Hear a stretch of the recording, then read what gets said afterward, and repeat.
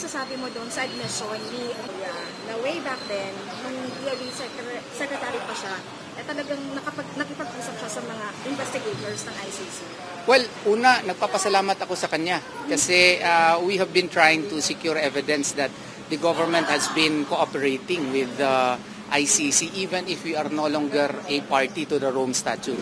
Yung declaration niya is our evidence, one of our main evidences to prove na yung gobyerno talaga natin ay nakikipag-ugnayan sa ICC even if hindi na tayo party to the Rome Statute. Of course, binawi yan ni Presidente Marcos, no? Kanina or kahapon ba yun?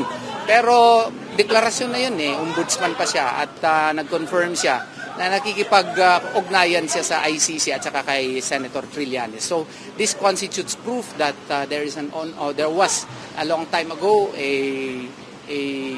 an action on the part of the government to cooperate with the ICC even if we are no longer a party, and that would be used by this representation in our manifestation and motion to the Supreme Court for the issuance of injunctive relief na sana tigilan na, mag-issue na sana yung Korte Suprema ng order directing the government to stop all of these actions, and sana may ipalabas rin na order yung Korte Suprema na i-require yung Executive Department to file appropriate motions doon sa ICC na ipaalam doon na mali yung pagkadakip po at pagkidnap kay Tatay Digong.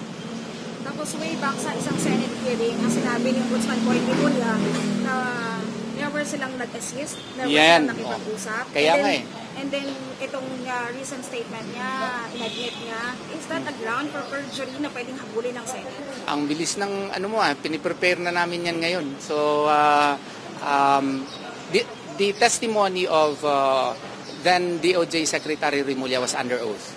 No, it was before a Senate proceedings, and I clearly remember na sinabi niya doon na hindi nakikipag-ugnayan yung gobyerno.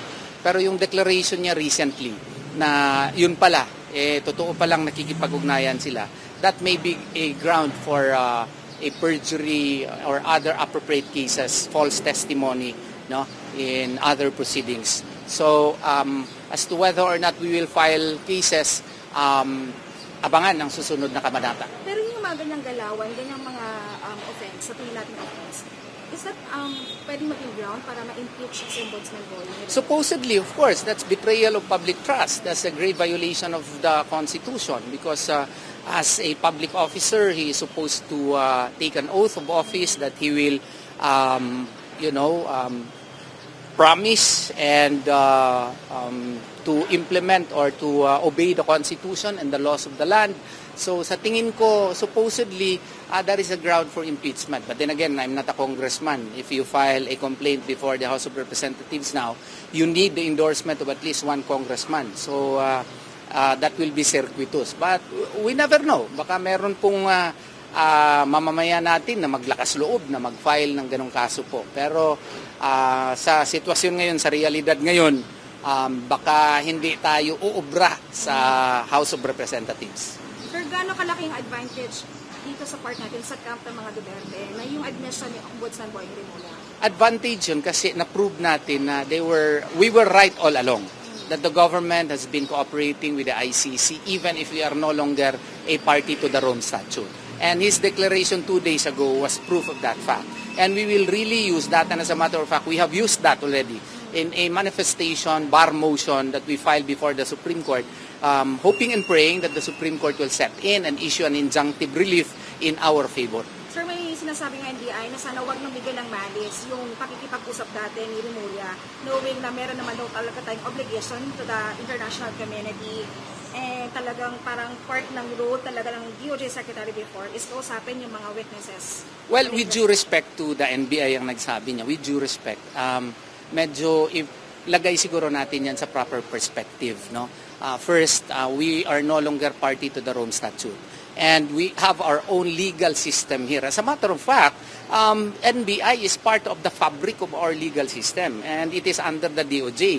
It is the one of the arm of the DOJ. It is supposed to implement the law. And with him saying na hindi bigyan ng malis, wala namang malis. We are just citing the fact na mali yun.